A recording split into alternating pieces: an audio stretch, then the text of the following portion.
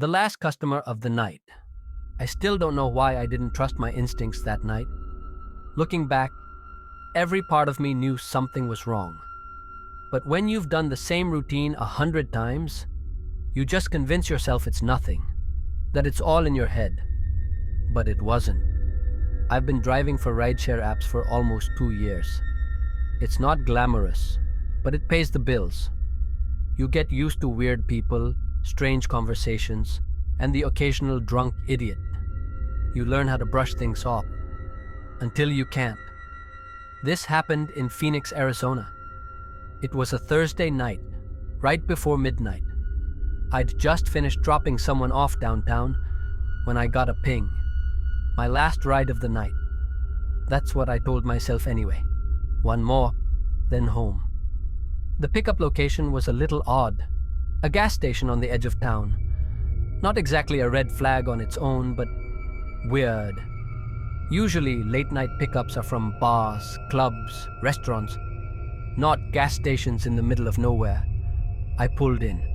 The place was practically abandoned. The store was closed, lights off, just a few flickering bulbs over the pumps. That's when I saw her. She was standing next to the payphone. Yeah, an actual payphone. Staring at her phone like she was texting someone. Hoodie. Jeans. Couldn't see her face clearly because of the hood, but from the profile she looked maybe mid-20s. I rolled down the window a bit. You, Emily? She didn't look at me right away, just nodded. Quiet, barely audible. Yeah. She got in the back seat, not the front, which isn't uncommon. Some people just prefer it that way. Where are we heading? I asked. She didn't answer right away, just stared at her phone. Then quietly said, "Just follow the app." I glanced at the GPS. The destination was strange. Way out past the city limits. Dirt roads, nothing but desert and a few scattered houses. I hesitated. That's pretty far out. Are you sure? She didn't even look up. Yeah, it's fine.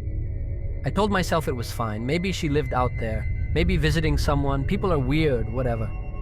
As we pulled out, the ride was dead silent. Not a word, no music, nothing. Just the hum of the tires and the occasional buzz of my phone with random notifications.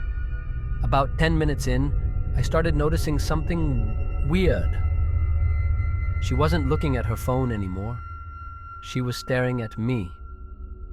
I could feel it. That heavy, silent kind of stare you don't even have to see to notice. I checked the mirror. Her hood was still up, but her face was tilted just enough that I could see her mouth. She was smiling. Not a polite smile, not nervous. Wide, unblinking. My grip on the steering wheel tightened. You okay back there? I asked, trying to sound casual. She didn't respond. Just kept smiling. A few more minutes passed, and I noticed something else. The GPS kept rerouting, like it didn't know where it was going. Every time we passed a turn, it would change, taking me deeper and deeper into nowhere. I finally spoke up.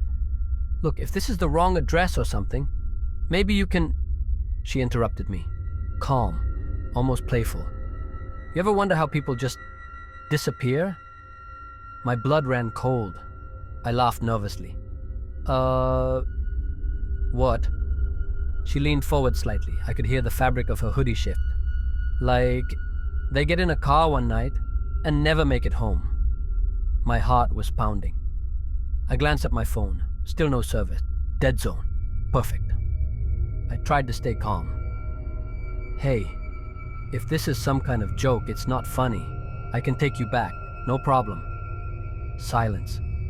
Then, she whispered, barely loud enough to hear. Don't stop driving. I wanted to slam the brakes. I wanted to jump out and run. But we were in the middle of nowhere. No lights, no cars, just desert on both sides. Then I heard it. A vibration. Her phone? No, something else. A noise from under her hoodie. Metal. Like a blade tapping against something. I realized then, she wasn't holding a phone. She was holding something else. forced my voice to stay steady. Look, just tell me where you want to go. I don't want any problems. She chuckled, soft, creepy. Oh, you're already taking me exactly where I want to go. The road narrowed. GPS was completely dead now. I had no idea where I was. Then, headlights, far ahead. Another car, parked, blocking the road. 2 figures standing outside it, both staring at us. No movement, no waving, just waiting. I slammed the brakes. Nope, not doing this. I threw the car into reverse, spun it around so fast I almost lost control, and floored it. She screamed, not words, just this high-pitched animalistic scream. Then she lunged forward, trying to grab the wheel. I elbowed her back as hard as I could. Get the fuck off me! She clawed at me, fingernails digging into my arm, but I didn't stop. I drove like my life depended on it. Because it did. I don't know how. Maybe luck, maybe instinct. But I found a side road, slammed onto it, fishtailing on the dirt, engine screaming. I didn't stop. Not for miles. Not until I saw streetlights again. Houses, civilization. I pulled straight into a gas station, jumped out, locked the doors, and called the cops. When they arrived, the back seat was empty. No sign of her.